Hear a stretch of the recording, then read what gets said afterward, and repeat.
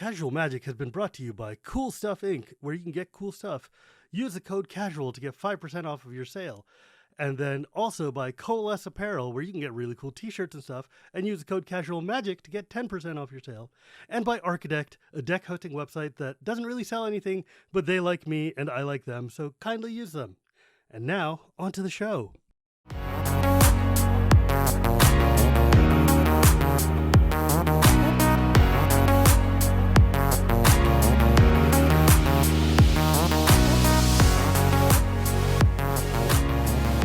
Hello and welcome to Casual Magic, the show where we talk about the fun side of Magic the Gathering. My name is Shivam, Bhatt, and Casual Magic is brought to you by CoolStuffInc, Archidekt, and Coalesce. Today, I have a very, very long requested and awaited video song episode. I don't make songs. Why would I even say song? An episode that a lot of people have been asking me for.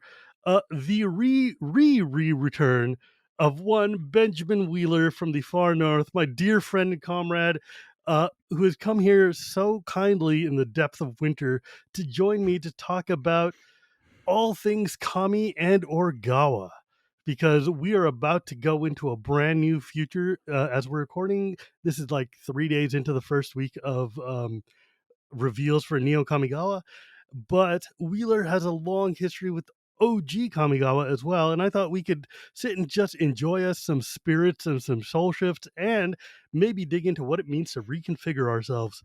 Hey Wheeler, how's it going? Pretty good. For a couple of notes, if you don't mind. One, I always found you have a certain musicality to what you create, so it's kind of a song. Two, you really don't owe. You said that like you would owe me something now for coming onto your show, which is two friends talking. I'm cool, dude. This is a freebie. And then thirdly, hey, how you doing? I'm excited to do this and excited to. We'll get into it, but this is also, I guess, what you could call the Wheeler lore episode. This might be the most grounded appearance on this podcast that I've had. Oh man, I'm so excited because I know that you love Kamigawa maybe more than anybody else I know, at least in my circles of friends. Yeah.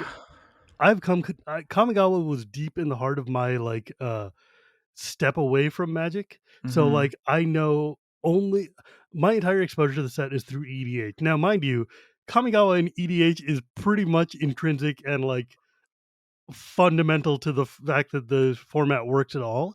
Yeah. So I'm a big fan, but I never got to like play limited or constructed when GT was the thing. Oh, what a world. It's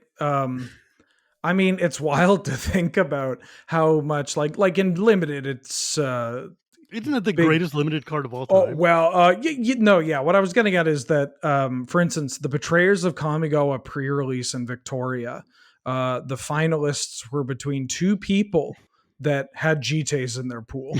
And I believe the person that won was the player that had more wearaways, which is a naturalize in their pool to deal with their opponent's GT.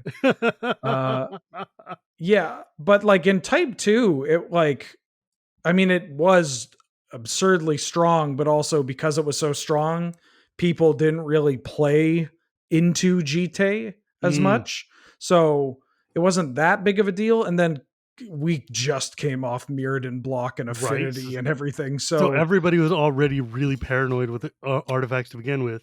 Yeah. And like I started playing Magic in Torment originally. And I didn't really get into the you build a 60 card deck. Oh, that's what a sideboard is. I thought a sideboard was a magazine, until about Scourge or Mirrodin, like in that area. I guess maybe 8th edition.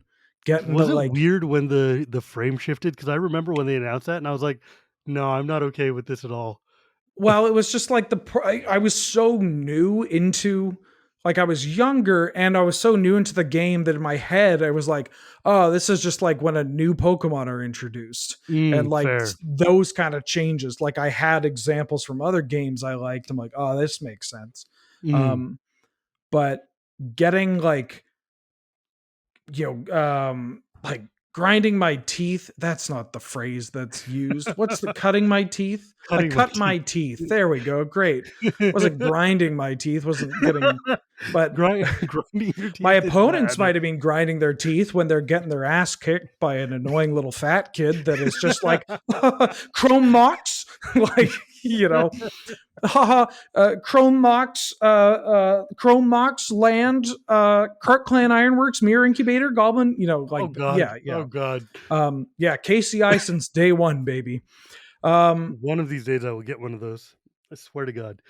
So, Um, so yeah, it was just like it was wild, but also it just that was natural to me. And when you're that like hyper competitive kid, the really annoying one at the LGS, it's like, you want to play me? And you're like, okay, sure, I'll play games. And they kick your ass and then they tell you how you misplayed. And you're just like, you need to like, you're like so young and maybe just like, chill a lot. yeah, yeah. But like Magic's all they do, right? That's all Right. they do. And that's how they get so good at the game.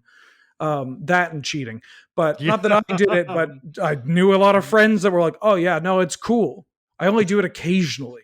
It's just like, no, dude, you're banned. Like, I'm going to Get tell out. on you. But yeah, it was just like, when you're so cutthroat, you're just like, well, all affinity all the time sounds good. It was just like, yeah, whatever. God, Affinity. What a miserable format that was, man. Like, nobody talks like with glowing nostalgia for the limited and standard eras of Mirrodin. I mean, MD5 I like MD5 like as a limited format. Yeah, But but MD by itself was unplayably bad. I mean, it was just so God, yeah, it was busted, man. if somebody said, "Do you want to play this draft format?" I would probably say no. Like just like, "No, I'm good." Like fair, it's not unplayably bad, let's be real, but it is just miserable. It's no triple champions of Kamigawa, if that's what you mean. Yeah, and so Yeah. that's the thing. Like a lot of people have called Triple Champions one of the best just clean formats there is, Oh, which is so weird when you think about the fact that it was such a weird hermetic set with all the soul shifting and with everything like that. So tell me, Wheeler, mhm. where do you land when it comes to Champions of Kamigawa? So for my 13th birthday, which is in October, right after the set was released back then. There was a set that just came out called Champions of Kamigawa. And I went to my parents. I'm like, I want a booster box for my 13th birthday. I'm a man now. That's what I want. And they're like, okay, sure, why not? And I got a booster box of champs. I'll never forget it. I get it on like the Friday night, and I'm going to have my buddies over later. And I'm like, okay, I'm going to open the packs with them. It'll be super fun. But I mean, it's my birthday. I get to open a couple of packs. And so I opened 3 packs, and they were all white rares. My the first rare that I ever opened was Isamaru Houndaconda, which is, I mean, that card is just so near and dear. And White Weenie too. Like that set me off playing White Two Weenie. for one, a two Oh for my one, man. god! And it's a dog. And you got Christopher Mueller art. Like, oh, it's the perfect Magic card. Oh, they did errata it to be a dog. Yeah, it's a dog instead of being a hound. instead of a hound. But it says hound on the card. Anyways, yeah. So I opened 3 white rares, and in my head, my 13-year-old brain is like, wait a minute, this can't be right. I gotta open more packs to see if this is really what happened. And then I open an Agonjo Castle and like I don't know, like Shell of the Last Kappa or some garbage artifact card, maybe like an Umi statue or whatever. And I was just like, oh, well, this doesn't solve it. I need to open more. And then I opened my entire box before my buddies ever came by. Then they show up, they hear about it, and they're like, what the hell? Like, I thought we were going to open it. And I was like, I got an idea though. how about we just go downtown to Yellow Jacket Comics and Toys and spend all my birthday money on another booster box? And my parents are like, no, no, no, wait, don't do that. It's like, oh, too late. Went and Sorry, did I'm it. already gone. Bye. Yeah. And so I was kind of enamored with it, right? Like that was my first box that I opened. And I just kind of falling in love and like pour it, like honestly, probably because I opened that whole box by myself and I just like poured over every single card, reading the flavor text, God, looking these at the cards had art. so much text on them and Yeah. so much Yeah. lore They and were story. so cool. So cool. And like baby me, this is a funny little cap too. Um, baby me had already started watching a lot of anime. And I'm Hell not yeah, just you did. talking about like this was 2004 too, but like I had been watching it since like the late to mid 90s because when I was a kid and a young adult or a teenager and unfortunately as a young adult, I like to fight and my parents are like that's Really? not good. No. You like yeah, and like I agree with them. It's really bad. And so the rule was like no violent shows, right? Like no Power What did that Rangers. leave you? No, well, it left me with like the like Cutie Goody Frasier and The Orange, bro. Simpsons. So I'm like Frasier. an 8-year-old kid watching Frasier Oh, for and God's like sake. memorizing the jokes and stuff. But what it Frasier also is like the old maniest of old man shows ever made. this is why people are shocked that I'm 30 and not like and so one of the loopholes I found though is that like when we would go to the Blockbuster, the local video store, was my parents, God bless them, they were in the hip enough to know about Ghibli films and like Totoro, especially. Um, and they were, and so like Totoro became basically the defining word for all anime. And so they Mm. were like cool with Totoro or Samurai Pizza Cats or Sailor Moon. And they knew I watched those and they were cool with that. But then any anime, I would just say it's like Totoro. Like this is just like Totoro. And they Yeah, sure. didn't Ninja Scroll is just like they Totoro. Ninja Scroll is a very important one, Shivam. No kidding. I mean that happened. God bless the God bless the late 90s, early 2000s weeaboo that like managed the Blockbuster and the Yo video cuz like hey look it's Princess Mononoke. Oh, it's just don't worry about it. It's made by Totoro. Oh, okay, that's good. Ninja Scroll. What's Evangelion? Oh, it's okay. They're just robots fighting. Obviously, I didn't get everything, but I mean, dude, Ava is one of those shows where you could be our age now and mhm. still not get everything without like a Yeah. theology PhD or something. Even stuff like Dragon Ball, like watching Dragon Ball, and we had Dragon Ball Z, as we called it, and we still call Dragon Ball Z, which is very disorienting. Like even watching old Dragon Ball and Dragon Ball Z, you would pick like as a young kid, you're like, why is this a turtle? Like, what do you mean a turtle lives forever? Why are there rat people and fox people? What do all these mean? Why And is there a so random pig guy? What's going on? yeah, It's like, and why so is like going through Kamigawa cards and seeing stuff and be like, oh, I understand this. Oh, that's cool. That's like that character from this, and that really like sunk its teeth into me. mm, Um, and around that time too, my family got a computer, but much like how my parents didn't like me fighting, they didn't like me, looking at things on the computer I shouldn't look at. And so even after I figured out how to disable Net Nanny and go to all that stuff and all that jazz, like I had to figure out something to do on the computer that didn't look bad. And Wikipedia had kind of just, started to pick up, or Google or Ask Jeeves. And so I would just type in the names of things into Google, like Nezumi, and it would tell me what that meant. Even like on old school, like well, not old, but old internet, like moon folk. And it's like, oh, the moon and bunny ears And wait, Sailor Moon is also called Usagi, which is rabbit. And Oh. connecting all those dots for a kid, where I'm just like, oh hell yeah, like big lore. Yeah, exactly. It just blew. I was like, oh Dude, my god. so obviously when I grew up watching anime, Yeah. we were watching a lot of like I used to watch a lot of Robotech and stuff back in the 80s, but I didn't Yeah. know what anime was then. But Hmm. when we first got the idea of anime as a thing, like in my area, it started with Ronin Warriors on afternoons, which was this amazing like Power Ranger style samurai show where you five guys turned into, the five colored Yeah. samurai type. Yeah. And then Ronin Warriors got replaced by Sailor Moon, and I was forever hatred of Sailor Moon because Sailor Oh. Moon took away my favorite TV show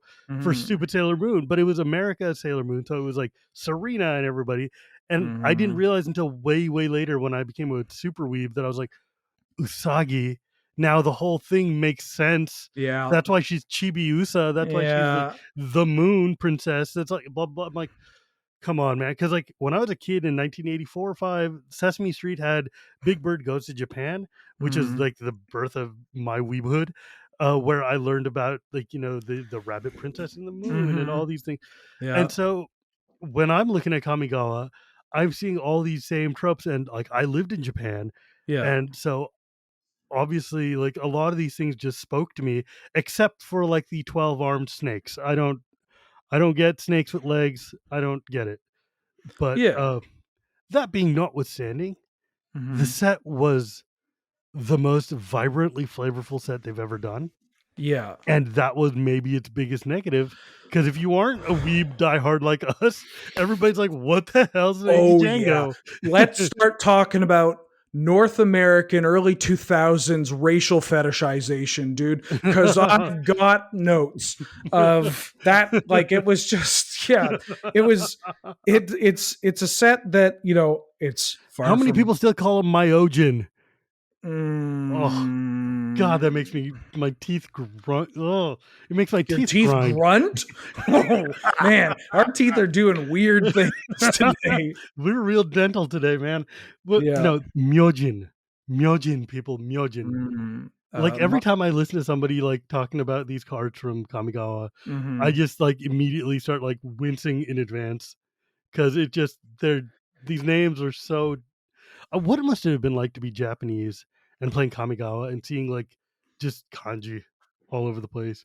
Yeah, Like just nonsensical kanji yeah, on just like like artwork. random names that just Yeah, don't yeah, make any sense to you or me. It's like what the yeah. yeah. Anyways, Um, so I mean, it was dripping in flavor, and that was a little bit of a turn off, especially for a large part of the player base, or at least the player like they didn't care because it seemed impenetrable to them, and like mm, I don't know. It's like, yeah, I guess your average, like the average Magic player in 2004, probably really didn't give a care about that.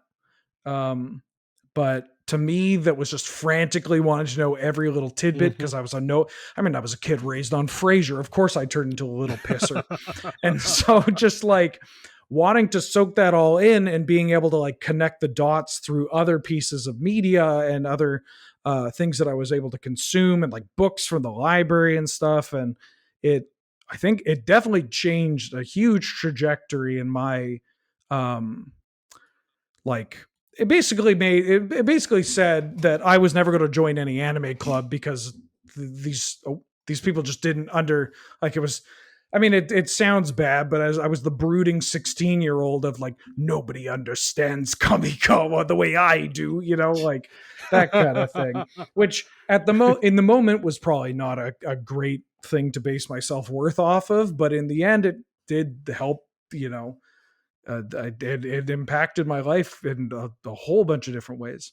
Um, and yeah, I love it. I love it so much. It's every card and just like how honestly, it's been super heartwarming seeing how the rise in popularity of Commander and people starting to realize that wait, Champions of Kamigawa especially, but the whole block is just kind of a gold mine, right? Yeah. With so many iconic cards. You know, And it's weird, like, and mhm, I hate to interrupt you for a second, but I was just thinking about what these names would sound like in Japan, and I yep, looked up Ember Fist Zubera, of course, that mhm, classic random common, yep. and in Japanese, Ember Fist Zubera becomes Moesashi Kobushi no Zubera, and I'm like, "Moesashi Kobushi? That is a mouthful, man." Like, That's the a lot. these guys must have had they must have been like, "Yay, they're coming to Japan. What the hell is going on?" Yeah. Like, The the Zuberas are kind of it's funny too because the Zuberas are like they kind of have some more deeper like it's not just like, "Oh, I get it. It's a fox that can walk." Or like, yeah, right? it's a sure, it's some kind of rabbit wizard from the moon. Got it. The Zuberas have like a bit of a deeper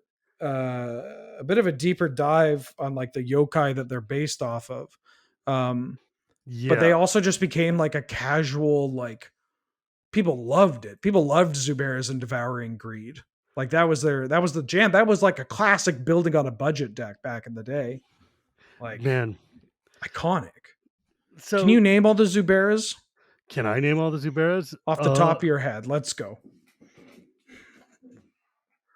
If No, I not, really you can't. don't need There's, to. like, no Okay. way because I remember I didn't play limited then, so I don't know them. Right. That's fair. Okay. I'm sorry for pushing that on you.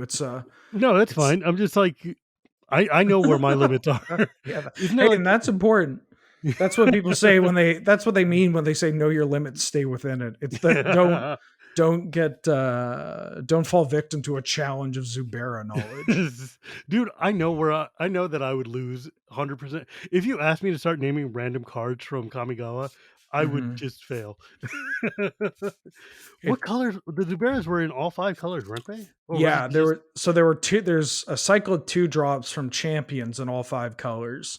There's Silent Chant, Ashen Skin, Floating Dream, Dripping Tongue, and Ember Fist. And then in Saviors, they printed two 4-drop ones, like basically better versions, the best of the bunch. mm, Uh Burning Eye and Rushing Tide that kind of were like big Zubera, mm, effectively. Yeah. man. Come so Yeah. wow, I'm just thinking because I just got caught up reading The Wandering Ones again, which is like the Oh saddest one yeah. in the history of mankind. Oh my god, dude. Talk about like if you take a 1/1 vanilla Hmm. spirit for one Hmm. drop, that's like literally the most forgettable 38th card you pick in a draft. And yet Wandering Ones is like one of the most memorable cards ever made because Yeah. the flavor text is like the most heart ripping flavor text ever made. You know, I saw them once when I was a child. They led me to my parents' arms when I was lost. Why have they abandoned me now? Why won't they take me home again? Unnamed beggar. Oh my god. Oh my god. Like Yeah. it is so messed up. It's I like Kamigawa is such a weird like thinking about Kamigawa. There's a thing that I always mention that I would love to see. Like I care more about the world and how the average Mm, resident or the flora and the fauna of that world and how it all works sure. instead of you know uh Teferi and Chandra showing up and Right. they're like zoink Scoob, what's the Like sitch? what is your average Nezumi farmer doing? Yeah, exactly. Or like you know how like I mean as depressing as it is, it's like I kind of want to know how these people that are caught in the middle of this war that is just I mean as far the war is always pretty unnecessary, but as far as this one goes it's just it's downright diabolical. Right, like and it turns out pretty poorly. Every the average person's dealing with it pretty poorly. Hey, I want to test you on one thing that I don't know if you'd get or not, but I'm Okay. just real curious. This is one of my favorite flavor texts in the set. Hmm. A wanderer has told me of an assassin in the Takenuma swamp who uses her dark arts to animate her enemies' shadows against them. A wild tale, but it explains much. Is that Kiku Knight's Flower? Oh my god, are I you for love. real? Well, I love Kiku. Kiku is back in the day. I played a lot of Mono Black Control, and I couldn't afford all the Cuckoo shows, so I was like, "Oh, Kiku seems cool. That's a fun of one of." It card is first off, the card is great. You know, 1/1 Mm-hmm. human assassin for 2 black, or just black rather. Mm-hmm. And it's got the power 2 black tap. Target creature deals damage to itself equal to its power. So cool. I love that ability. So I love cool. that artwork. Love that flavor text. What a home run. Kills anything with a cranial plating. It's so like, good. Fist to your face, bud. yeah. I mean, I killed a lot of things with that card. And I'm sure I lost a lot because of it too. You know, Kokusha was expensive though, so well, yeah, but Kokusha was even banned in EDH for a while because it was so good. I thought they banned Kokusho because it was so cool. Well, yeah, I mean, and it Like, also turns out just being able to reanimate Kokusho a bunch and then just over and over. nug people for 5 every time is pretty bad. Yep. Yeah, it's pretty strong.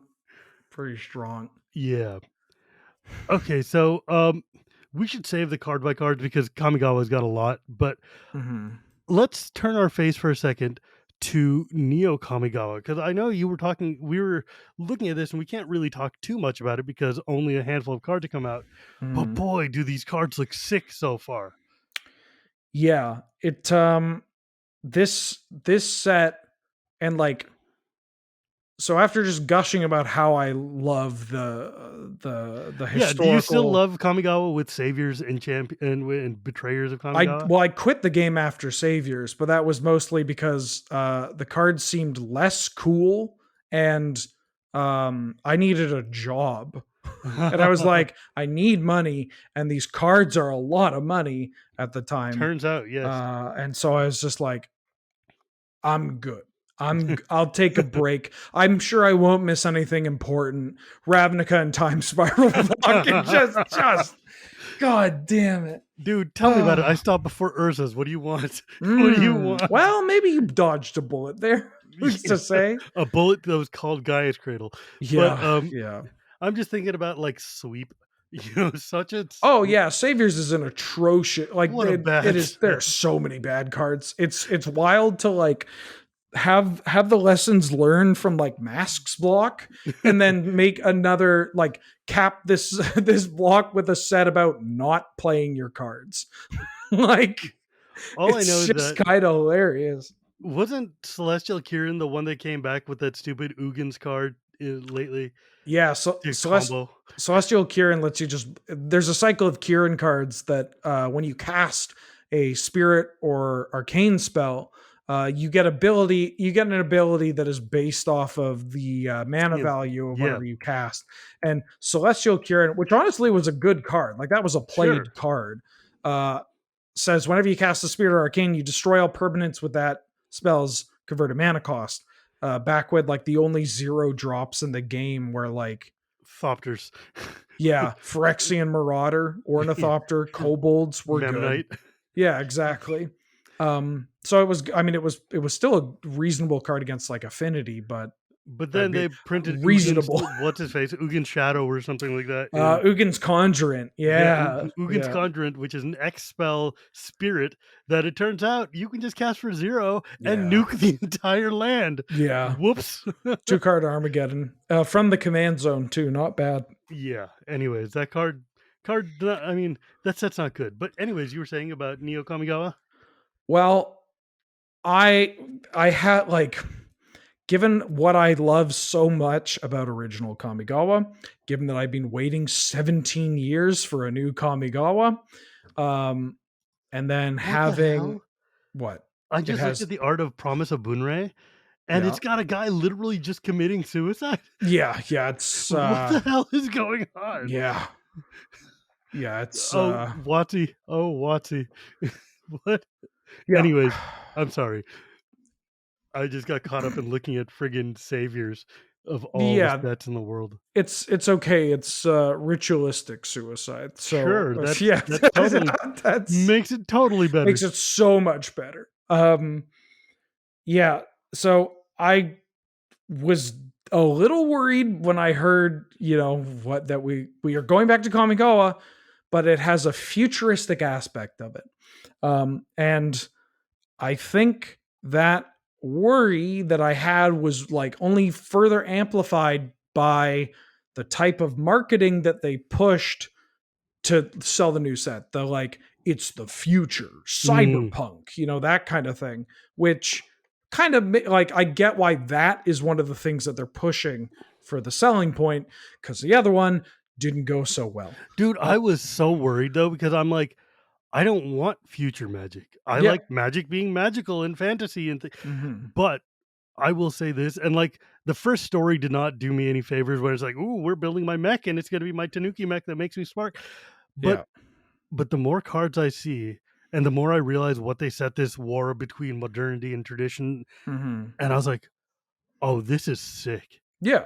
Yeah. I like, it's great. It's phenomenal. It's like, from honestly, from like there are only a couple of cards that I can call to mind right now. Like literally three cards that I look at and go like, "Oh, well, all right." But other than that, like they're just trash. So like I won't see them, and instead I just get to soak up all the goodies. I think that they do, like, from a flavor perspective, and again, I'm speaking mostly from the point of view of somebody that is ultimately an outsider to the culture that it's drawing from, Mm, but from not just ruining everything. If mm, like, it's good. I think it's good. It's a huge meta commentary on an actual factual thing that Japan has gone through and is yeah. going through, I where mean, it's a thing that is so resonant in Japanese culture that, like, Miyazaki's built his whole career off of modern versus the past, right? Like, Mhm. I remember, like, going to the school that I taught at, walking past the Shinto shrine the school was named after, and it's just like, I'm like, "You guys don't pray there?" "No, we nod there once in a while," but I'm like, it's just how deeply entrenched Japan is between, like, you can go between 2 giant mega structure, condominium complexes that are Mhm. 85 feet tall, I mean, stories tall, and in Yeah. between, there'll be a shrine that's been there for 350 years, and it's just, like, there. It's Yeah. next to the McDonald's, it's just living its life, doing its thing, and it's just so deeply meshed, and I was like, "Wow, you guys." When I saw the art for Boseiju Who Stone Rains All, I was like, Yeah. "This, you guys understand." And the amount Yeah. of work that Watsi has done in making this set, in getting, you know, Team Japan to work on this set, in getting Mhm. cultural consultants to come in and say, "No, don't use Okinawan weapons, use Japanese weapons," etcetera, Mhm. etcetera. It it makes me, like, mad because I'm like, Kaladesh could have had Why this. did Oh, Kaladesh. Now, did you have Kaladesh I'm could have had, sorry. like, everything they're doing in Kamigawa. I'm like, I love this so much. This is what I want Kaladesh to be. God, it's so good. I mean, at least, yeah, I mean, I don't know how comforting it is, but I think it is likely we are going back to Kaladesh at some time. Dude, And my prediction is we're gonna go back to Kaladesh, and it's going to end up being like Neo-Phyrexia. no, please don't. Oh, come on, Please. dude. Rushmi is there, the bridge goes there, all 5 of the Praetors will get together, and they'll have their mega war on Kaladesh, they'll just trash the place. What do you think? They're gonna go back for energy, what else are they gonna do? I don't Like, know. I I they just came want to be. This is supposed to be a positive podcast. dude. I mean, Okay, so first off, it's hilarious, right? Like yeah. Vorinclex shows up on Kaldheim, Hmm. thrown there through the planar bridge where like Hmm. only inorganic Hmm. matter can get through. So his metal skeleton makes it all of his flesh falls off in like bowls of crap or whatever. And he's Yeah. like, must eat deer to become Vorinclex again. And then Hmm. what's he do? He goes and jacks Essica and takes her like immortality juice, flies Okay. away. Yeah. And now we're here in Neo Kamigawa where they've got these man machine melds and this fusion between here and the commie world and all of this stuff, and Hmm. a little robot chip that lets you, I don't know, use The sparks of flamethrower. jellyfish. Yeah. Yeah. And then Jin Gataxis showed up. Okay, it's like, Vorinclex got like run through a meat grinder to get to Yeah. Kaladesh, to get to Kaldheim. Vorinclex gets like the luxury sedan and walks in Mhm. and walks out just fine, but with a new friend whose soul she has just straight up been stripped of.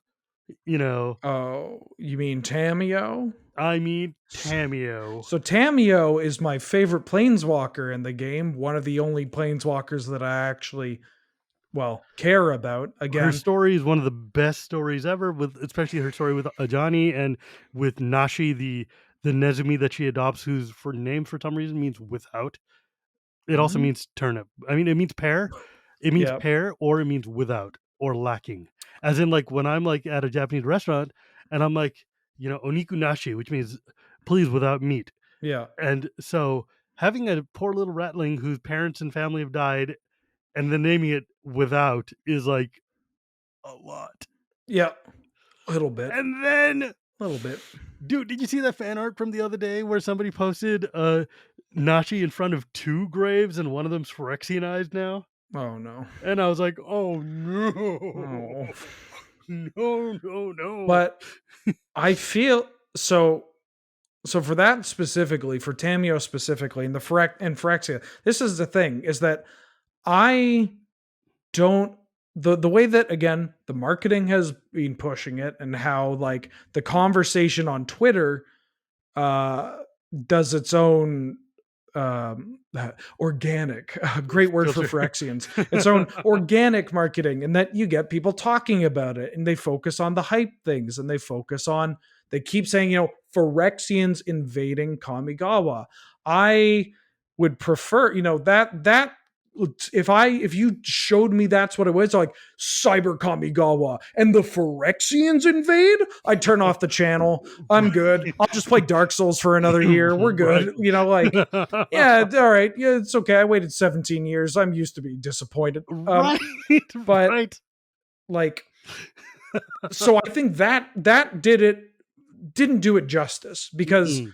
it's so much more specific than that, Mm-hmm. and intricate and involved, and it does all the characters that participate justice. Like it genuinely, instead of just like, and then the Phyrexians invaded.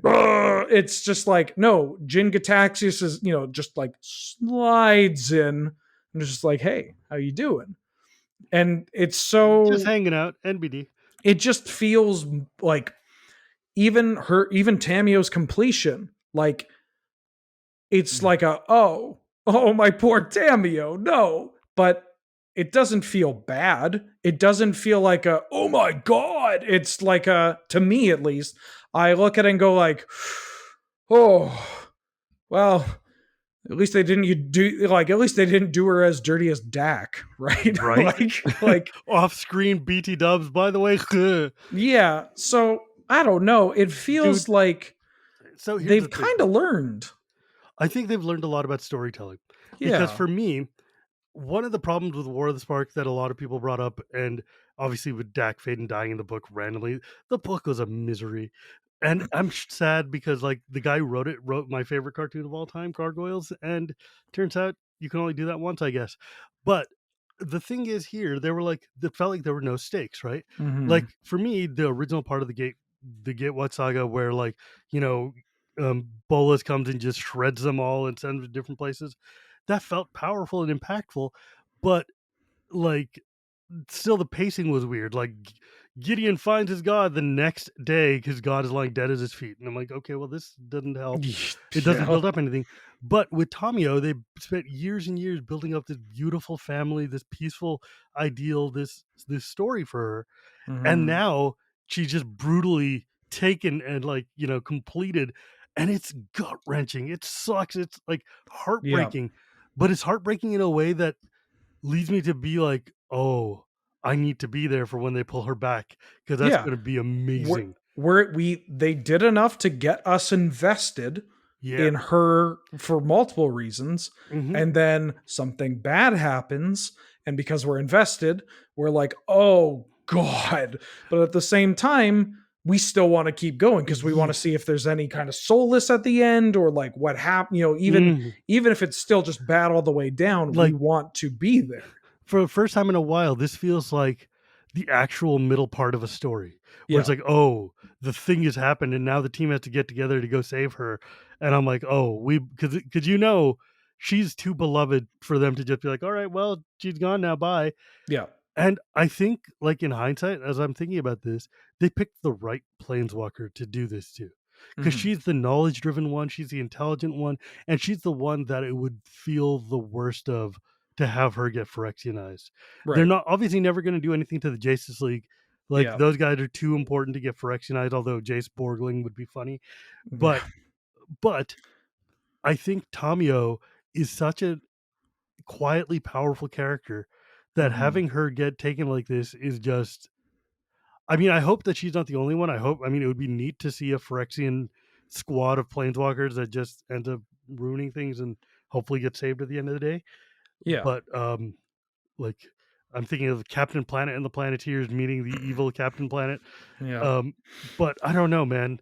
This is a rough one because it's just like, what? And then the fact that they unveiled her card with the friggin' Phyrexian mana symbol, I'm like, no. Oh, yeah, but God, dude, I read that story and I straight up just dropped my phone. I was like, no. yeah, it's but That that's, sucks.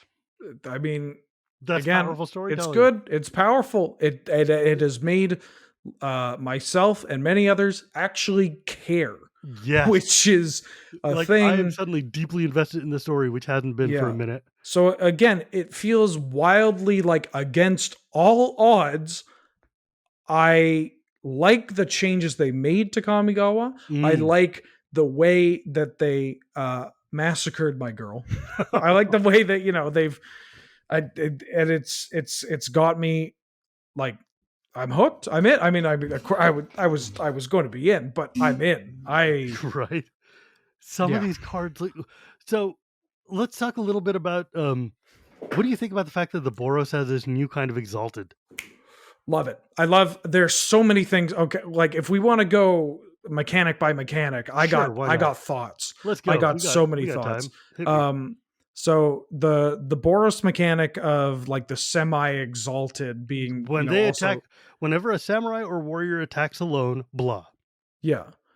Or, but it shows up on other red cards and white cards too, where they're like, if it attacks alone, Yes. do this thing. Um, and I think that's a nice subversion of what you would normally expect from red and white. Mhm. And it does so in a way that can be thematically fitting, both Mm. in the world and into like the gameplay. Yeah. Um, and it also just kind of ties into other like while it gets the whole like have you ever built a Boros deck that cares about having multiple creatures in play? Just Me? out of curiosity. Yeah, you. Huh. Uh, there's a couple Maybe. of them. You should give it a. You should check it out. Maybe load up Scryfall one of these days. Um, Huh. What a thought. that came out crueler than I wanted it to be. I Hey, buddy, have initially you seen a wanted. magic card? Yeah, yeah, yeah. Hey, idiot! Do you know about Tajik? No, weirdly, my Tajik deck ends up being a red-white deck which attacks alone most of the time Mm-hmm. because Tajik Oh, is just better being indestructible and doing yeah, commander damage. yeah, Which is why I'm immediately going to be slamming in Tempered in Solitude. yeah. Whenever a creature you control attacks alone, exile the top card of your library. You may play that card this turn. That seems gross. Spicy. It also just ties into that mechanic, ties into the strength of playing equipment. If you have equipment Hmm. or auras, then you're good to go. You just suit it up and you crunch in. Yeah. Um, Actually, now that I think about it, given that, like, red is meant to be one of the artifacty colors, white is meant to be the auras color, having mhm. a red white fusion be a color combo which says, hey man, you've got all these things you need to suit me up with anyways. Let's just go. Yeah. I wonder if there's one. I hope, and I know you can't say anything about this yet, but I hope there's one that lets you get in unblocked. That would be rad.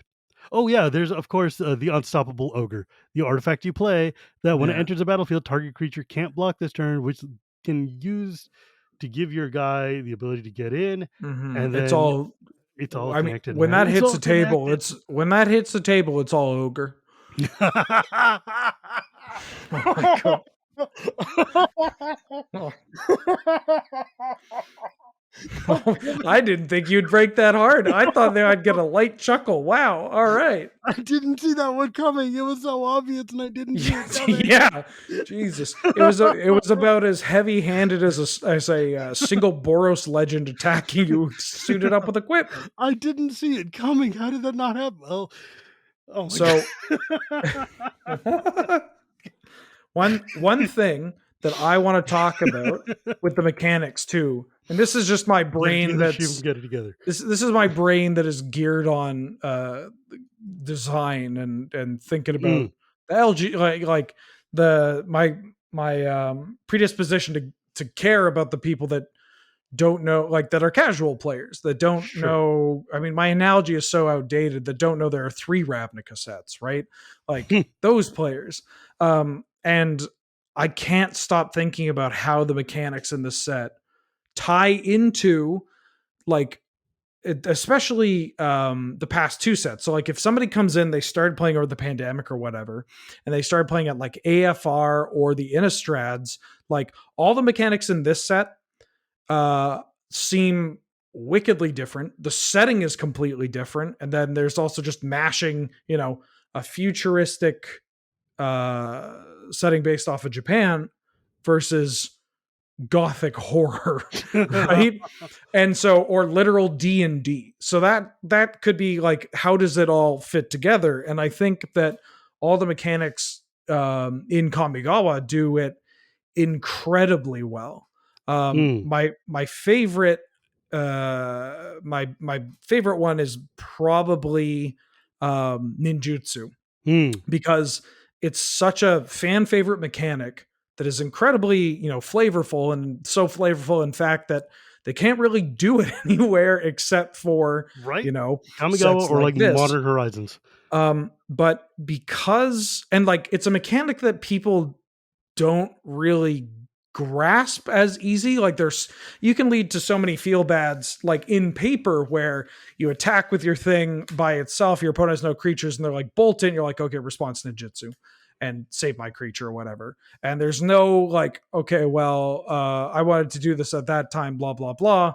Um, and it can be confusing, especially like when people are starting to learn the rules of the game and starting to learn, that um, combat is divided into all these different stops. Um, and I think because of Innistrad, like Midnight Hunt, especially in Crimson Vow, and Arena being a bit more deliberate with like, hey, this is how you cut up a turn. Your average player that just like started playing the past 6 months Mm. is going to be able to better understand ninjutsu, in that, oh, this is how attack is cut up. I know this because of Decayed. Or, oh, I have these Decayed zombies that I want to attack with anyways, and they're going to die. I could just Oh my ninjutsu one of god. them. Or, Ninjutsuing a decayed zombie. I never would have thought about that, but now that's gross. Or I have these werewolves. I have these creatures. I have these cards that care about day and night. I don't want to cast a spell this turn, but that feels bad because players like playing their cards. So how about instead I attack and use my mana to ninjutsu something, to then return it to my hand, so I'm not casting a spell, and it flips to day night. And if I'm a deck that cares about day night, then maybe the card that I play now that it's nighttime can get a better effect. Or I now have another card in my hand that means I could double up on a spell more easily to then flip it back to day, to flip it back to day. And that's just like, whoosh. Like I love that, because that's such, and I mean, rogues in AFR, blue, black, they care about, there's an emphasis Sure. on not being blocked and all that. Mm. And that's just so, I love that. I love being able to like see little things that the like a casual player or a less enfranchised player is going to be able to pick up without Mhm. having to actually think about the process. It just comes up naturally, I I'm a feel. huge fan of these plants that they do in standard sets where they link backwards and forwards. Like one of my favorite Mhm. games to play is find the card that links to the next set forward because it doesn't seem to Yeah. do anything this time. But yeah, like you're absolutely right. Like I didn't think about using decayed zombies to feed because there's that one legend you can get in Midnight Hunt or Jadar. whatever. who if you don't have a Decades decayed on. creature, it gives you one, Yeah. and then you're like, oh, dude, having because like these are guys who can only attack. Mhm. So then you throw it out there and you throw out that thousand face shadow, the ninja that lets you clone another attacking creature, and suddenly you've got like a whole game plan on your hands, right? Hell yeah. This Yeah. seems really, really fascinating to me. Like, wow, that's a really good call. I didn't even think about that. So now I'm Yeah. gonna have to. Wow, That that's I real mean, fun. I like yeah, that. oh yeah. And like there's a bunch of little things too, right? Hmm. Like if you like you said the little plants too, like maybe this is the Canadian Highlander player in me that notices stuff like wow, from Crimson Vow in Crimson Vow we received you get more how do I word it? There are more cards that effectively modify creatures and do Mm, so in a way that isn't like, oh, I get completely blown out, but isn't rancor, like it's a mm, genuinely like a middle ground where you feel cool playing it, but you don't feel too bad if somebody mm, has an answer. And so getting modified going is a heck of a lot easier. And also, these cards tend to incentivize spreading the love more so than so instead of stacking high, right? hmm, There are things that aren't super effective when they're redundant or stacked onto a single creature. But if you divvy them up, then you just get more modified creatures, which means you get more bonuses. And you want to do that naturally because that's how the cards function. And then hmm. also, a lot of these cards are spirits. They're so they tie into just like Well, yeah. an I mean, aspect of Kamigawa. there was a whole bunch of spirits that were printed, and I was just like, "Yeah, we're going to Kamigawa. Of course we are. Look Oh at all yeah. the spirits that are here." But you're right. Hmm. Now that I'm looking back at like Crimson Vow or whatever, there's a lot of random things that are like put 1/1 counters on things, or Yep. when a creature we control with a counter on it dies, gain 2 life, etc. So there's lots of little things that give you crap to put onto your cards that will Hmm. then become modified creatures. Hmm. Huh. Yeah. That's Little real cute. Yeah, and the equipment creatures too. Again, with like day and night, is that you have this equipment creature. You can use your time, your mana rather, if you want to flip day and night, just using the reconfigure equipment creatures that are all throughout the set. Your jellyfish, whatever it may be, and that's your mana. You feel like you're doing something genuinely impactful, Mm. and you get that flip. But also, there's just a whole bunch of free token generation and things that build to the board. Decayed zombies that are pretty good if you just want to start throwing these things with, a battering ram attached to them or whatever, and just And of really course, soak the up the fact that damage. Zendikar is still in standard. So if you've got all of these warriors and rogues who are sitting around doing nothing, hey, guess Mhm. what? Samurai care about warriors, ninjas care about rogues. Yeah, exact. That's the best part. I love that too. Just the like, yeah, let them help out both. Yeah, like I think they did a really good job, just from what we've seen so far, of making these mechanics not nearly as parasitic as the original Kamigawas were. Oh yeah, oh yeah. Yeah, that's Like, they. tell me you Yeah. haven't lived this nightmare where you're playing a chaos draft and you open a Kamigawa pack and there's like literal nothing that you can use with anything because every card is like Soul Shift 12 or Mm, you know splice onto Arcane. I'm like, this is the one card in the pack I'm getting. Just give me the giant spider and let me go away, please. yeah, You know. yeah. I mean, you can always live the glacial ray dream, anyways. So, Or like um, sweep. Let's go, go down the Arabo or whatever the hell. yeah. What was the thing called? Charging down the Arabo? That card's at least good. Charge through the Araba. Yeah, that card is Yeah, good. or barrel down Sokenzen. Yeah. Yeah. Charge across Araba. Yeah, I think it is crossing, Yeah, maybe. I don't charge know. across. It's Like the that's the only card I can white remember sweep from that card that one. kills people. Yeah, that's the only one I can remember from Saviors. There are Was 3 sweep cards. yeah. Can you imagine what a waste of a mechanic name that is? Yep. Yep. Do you know the third one? Oh no, it's in a black. Yep. Um, let's see. So Kenzan was red. Mhm. Araba was Oh, white. sorry. There's 4. There's a plow through Rado. There's a common one too. Oh, then I have no idea. What the hell is it? Something across the something else. I mean, yeah. I mean, it's something into location. Sink into Takanuma. Yeah, there you go. Woo! I was like, what the hell is the name? Yeah. Takanuma? I'm like, I could once I like remember, like I was going through. I'm like, what are the places that you can go across in Kamigawa? And it's like, Mhm. yeah. So Uh-huh. once I got the name, then the rest was easy. Now Uh-huh. ask me what it does, and I couldn't tell you. But It's good. What if I told you you could return a bunch of swamps to your hand to then mind twist your opponent? oh, So that's kind of now, gross. so now you can't play cards because you have no lands, and your opponent can't play cards because they don't have any cards. And then this is a common. What a stupid card. Yeah, What dude. a stupid mechanic. Sink God, into that as good bamboo it's like swamp. as good as Neo-Kamigawa is, as good as Champions was, Saviors might be one of the worst sets of all time. Yeah. Oh, it's super stinky. It is just like It's so it is a bad. box of garbage, man. Like I the ugh, I kind of love it for how it doubles, um triples down on being trash. yeah, it's kind of just turned into Dude, like the room. Glitterfang. It, Glitterfang, a 1/1 with haste that comes back to your hand at the hey, end of turn. that card saw play. That one Because was nothing else good. could. Well, yeah, I mean, what are you going to do? It's block, but it does trigger, you're casting it every turn. You get a new trigger on your soil shaper or whatever. Ooh. Okay, I'll give you this. Hidetsugu's second right Mhm. oh, has a card that has seen a bajillion pounds of play in EDH. Mhm. It's one of like those super powerful classic cards.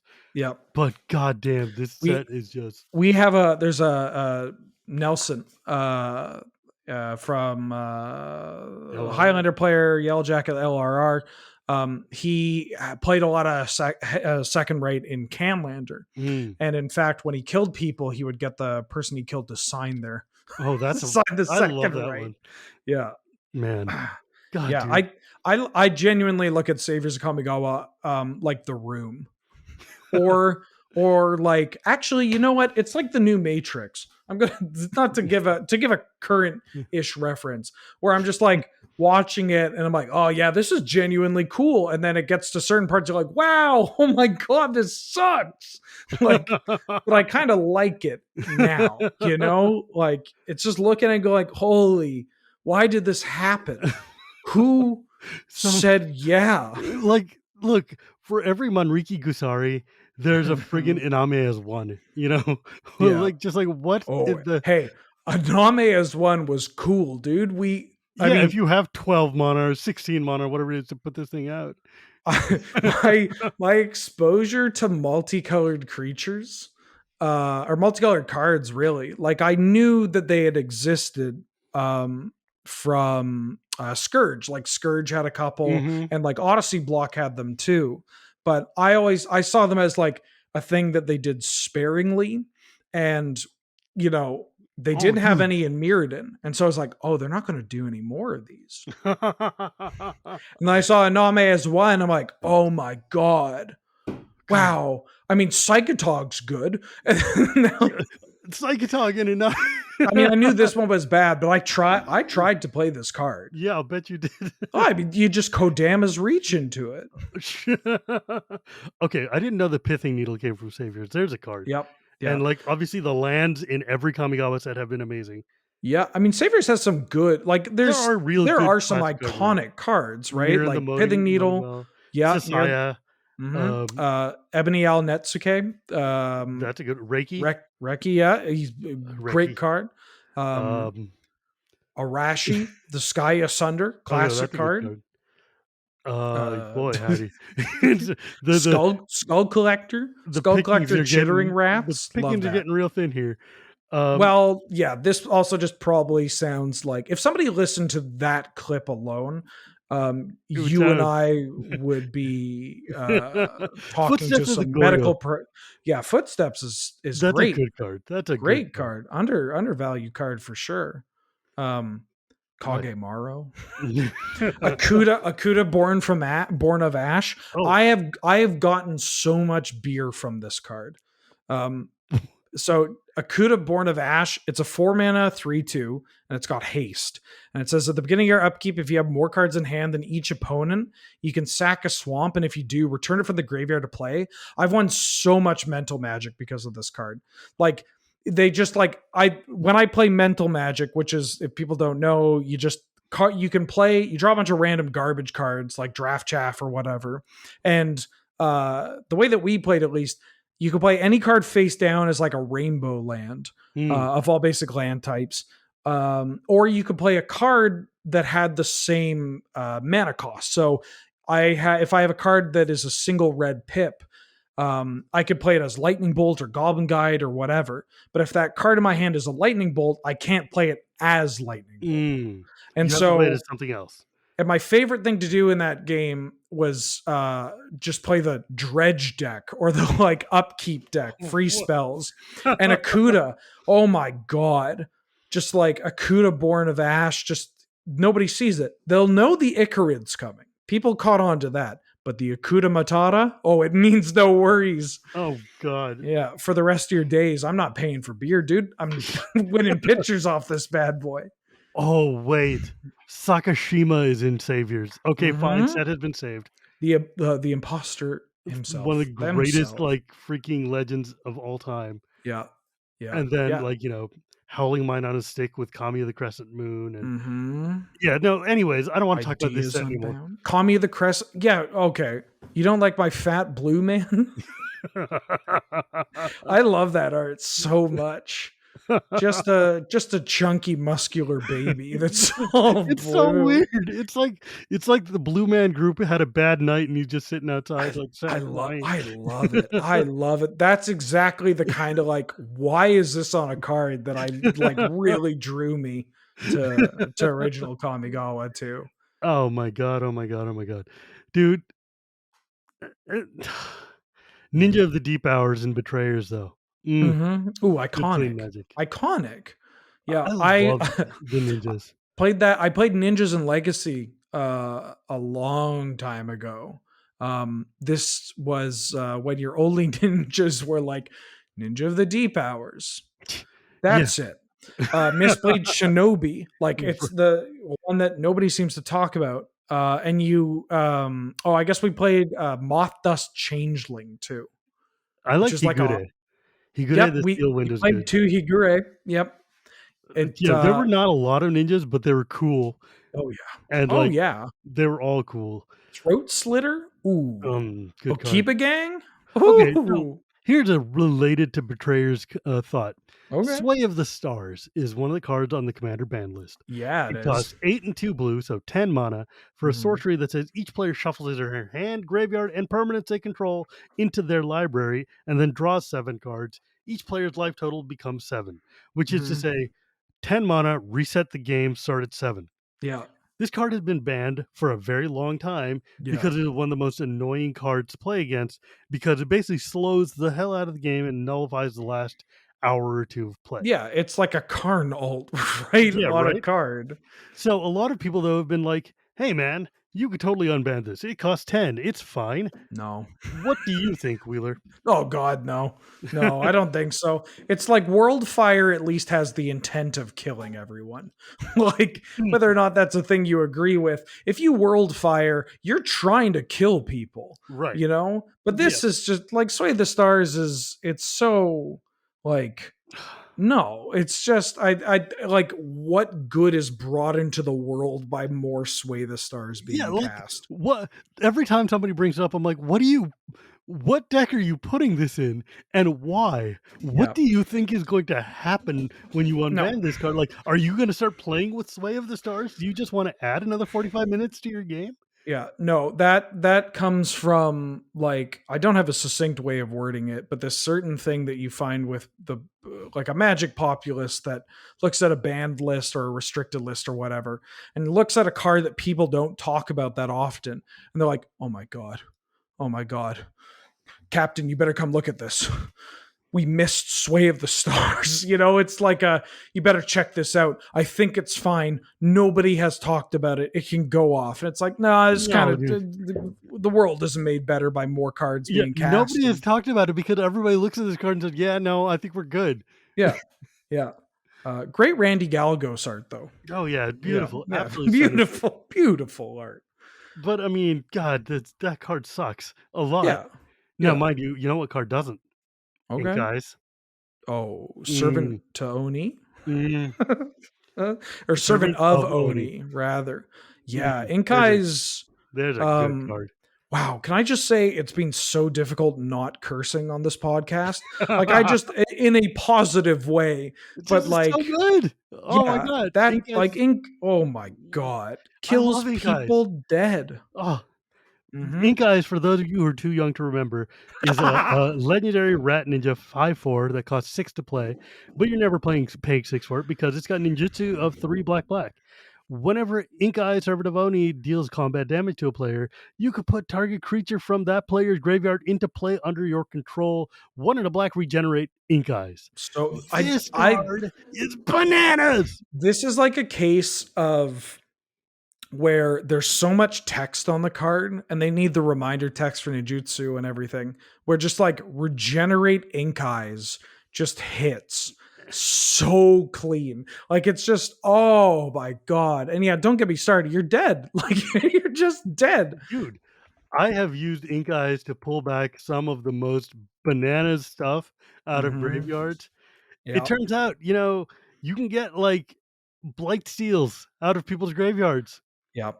Yeah. And, like, I don't know about you, but I have definitely played the game where I've got Tormented Soul, the old 1/1 for 1 that can't block and can't be Yeah. blocked. Uh-huh. Go in, thump them for 1. Well, JK, I mean 5 and also whatever creatures in your yard. Thank you, but good night.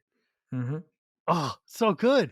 So good. Ink Eyes is, and then when Ink Eyes got that amazing reprint in the secret Oh, there layer, was a secret layer one, right? Yeah, yeah, yeah. which just looks like this ink, like beautiful. I mean, the art is gorgeous. It's one of my favorite cards, I think, from these sets. Oh, I think as much as I love Champions, which mm. I love to bits, I think Betrayers really solidified everything. And honestly, not like I mean, I like Ink Eyes and I like the ninjas, but I was never really like oh hell yeah, ninjas. Because it was like oh hell no, mom saw me watching Ninja Scroll and Oh no, oh a no. booby popped on screen and now I don't get an allowance this week. Great. Um but like Oh, Ninja Scroll. Mm. Betrayers has so like it just like Tallow Wisp, dude. Tallow Wisp, Waxmane Baku. Like there's Waxman just Baku is the most broken limited card I've ever played with. great common. I Yeah, played with this great. stupid thing in Modern Masters, and everybody's like, "Yeah, dude, this card's way better than you think." I say, Waxmane Baku, a 2/2 for 3, Mhm. spirit. Whenever you play a spirit or a cane spell, you put a key counter on it, pay 1 and remove X key counters, tap X creatures. Oh This yeah. card is broken. Oh This yeah. card is broken in half. It is the Yeah. dumbest card in the right environment with chess spirits and arcane stuff. You Yeah. could do the dumbest. You just win. Yeah. You Takes just over the win. game. Yeah.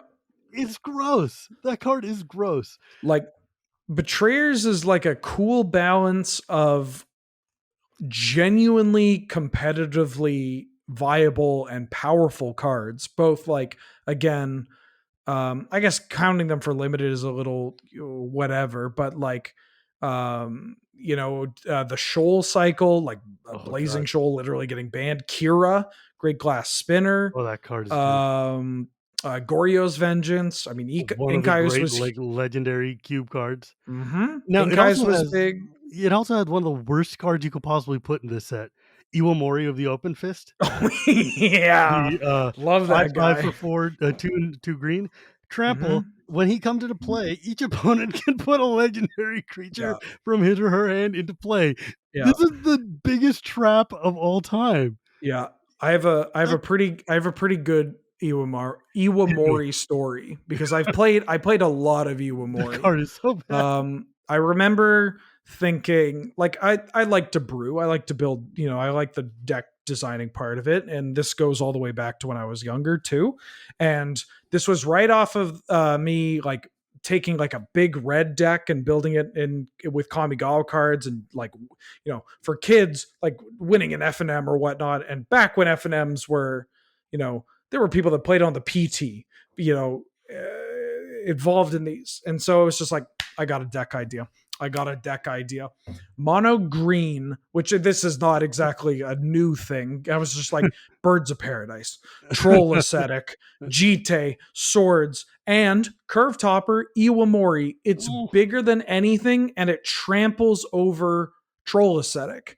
And also, my thought process was that if we play Iwamori, which is a 5/5, and we have Okina Temple to Grandfathers, which is the like legendary land from Champs. This is how I cheated, not cheated. This is how I lied and deceived my friends into believing this was a good idea. Okina, I was by like, the way, is a legendary land, taps for a green, or green and a tap, target legendary creature gets +1/+1 till end of turn. So that makes Iwamori a 6/6, which means we trample over Troll Ascetics for 4.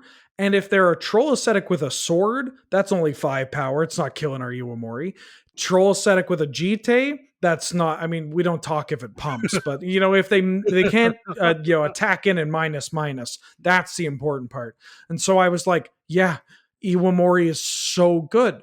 Like the Iwamori is the thing, and we just overwhelm them.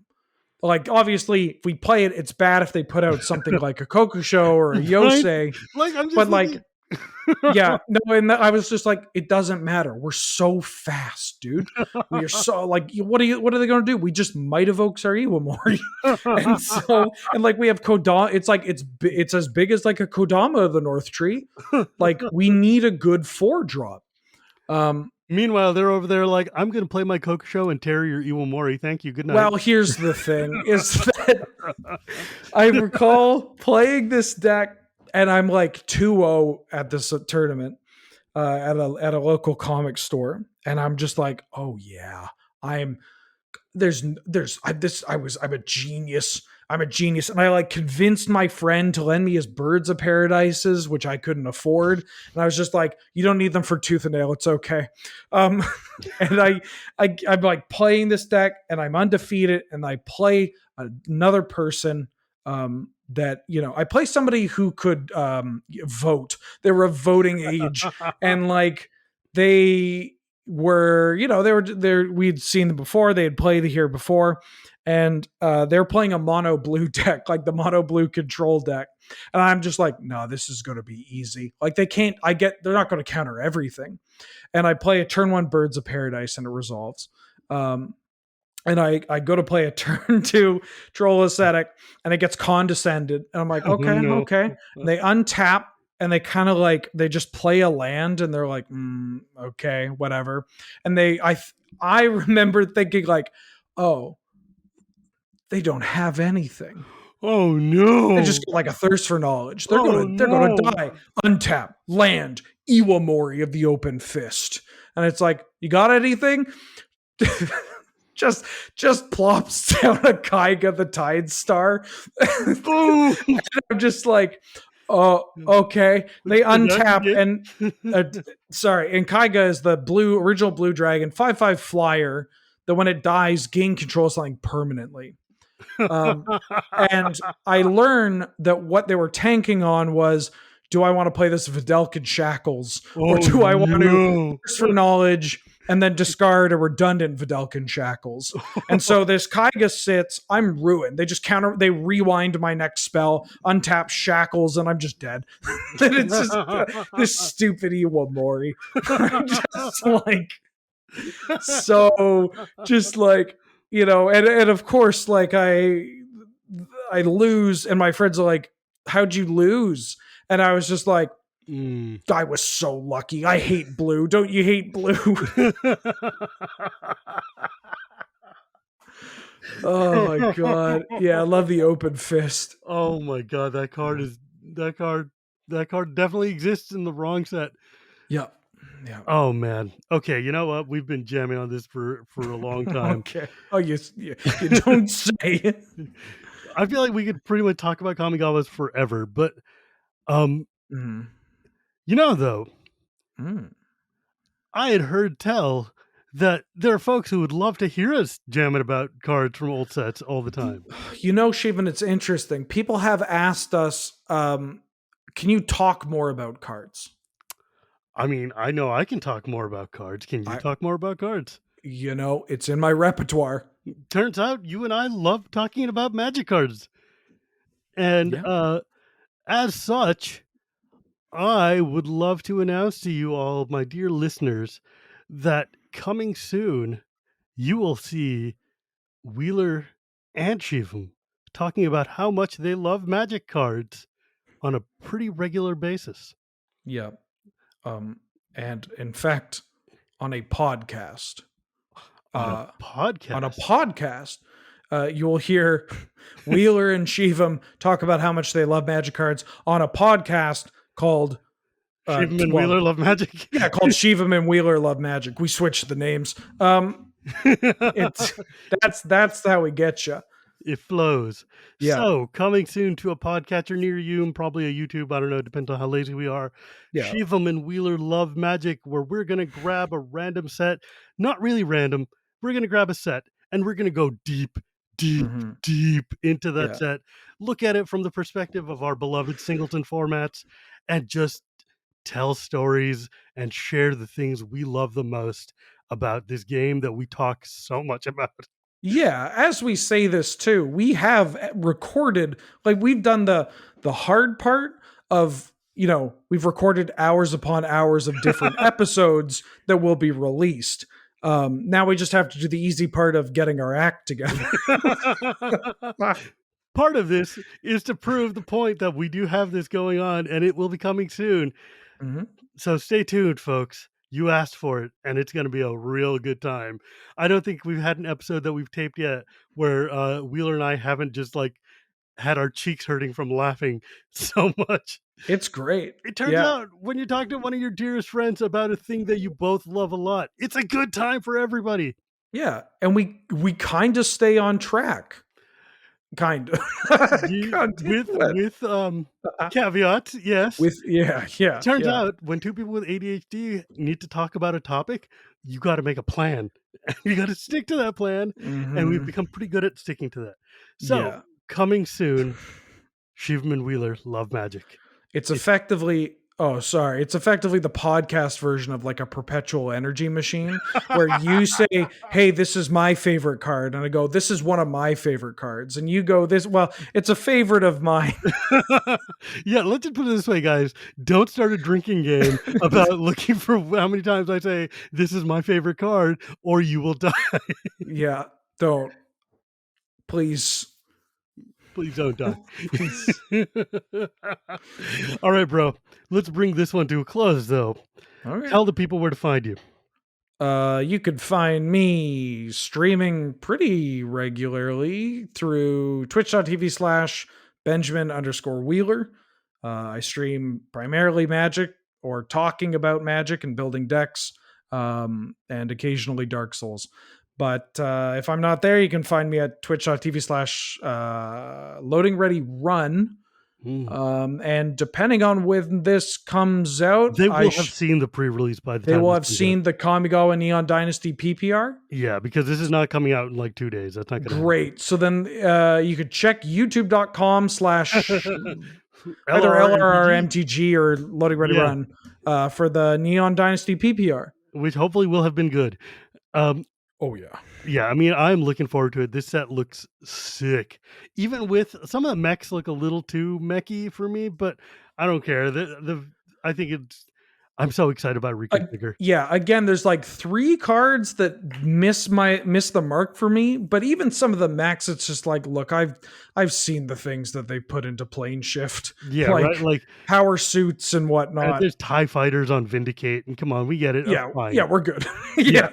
But dude, I am so here for Reconfigure. I am so here for Reconfigure. I'm so here for all of the enchantment creatures coming out. Oh my god, they look I so didn't good. talk about the cool. I mean, I tweeted about reconfigure, but it's such a smart way of giving Boros card advantage and card selection Oh through the god, I love equipment it. tutors. Oh my Oh, god, yeah, that's a dude, home run. the It's white scavenging ooze. oh yeah, the sash, Oh the my lion god, sash. what a card! What a Yeah, good card! yeah, And then yeah, the fact that they brought flip cards back with the sagas and not, I'm glad that they resisted the temptation to have double-sided flip cards, yeah, where it would be like 4 cards in 1. yeah. No, that's Can good. you imagine how bad that would have been? I, Oh god. we, in classic you and I fashion, we ended the episode, did the plugs, and then started ramping up Started again. another Yeah, episode. yeah. Okay, no, we're gonna wheel back and pull back, pull back. Uh, You can find God damn it. God, I want to talk about Neon Dynasty so much. no, I know. Part two. Part two. Part We'll do another part two. Sure, But why anyways, not? my friends, I'm I'm Shivam. You've seen me at Gear Reporty Gears. You can find Casual Magic anywhere podcasts are sold, or on CoolStuffInc, or on YouTube. And remember, my friends, it is not magic without the gathering, and we will definitely see you next time. Good night.